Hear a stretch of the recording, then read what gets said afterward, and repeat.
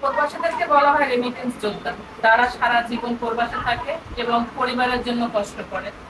আসার সময় ফ্যামিলির জন্য কিছু কষ্ট করে জিনিসপত্র পরিবারের জন্য বা আত্মীয় স্বজনের জন্য নিয়ে আসে।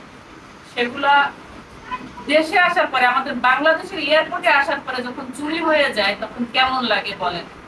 এই লাগেজটা হয়েছে কত ছিল কেজি, কয় কেজি? 28 কেজি। সেই লাগেজে এখন জিনিসপত্র আছে সব মিলাইয়ে 10 থেকে 12 কেজির মতো, মানে পুরো লাগেজ খালি। দেখেন মানে এই এই যে কষ্টের কথাগুলো, এগুলো কাকে বলবো আমরা? মানে কেউ কি আছে আমাদের এই কথাগুলো শোনার মতো? এই যে প্রবাসীরা এত কষ্ট করার পর তাদের এই পরিশ্রমের ফসল দেশে আসার পরে এভাবে চুরি হয়ে যায়, এগুলো আসলে কে শুনবে, কাকে বলবো আমরা?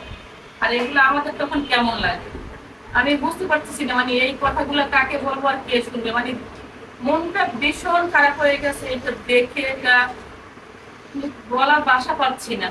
আমি জানি না আসলে এটা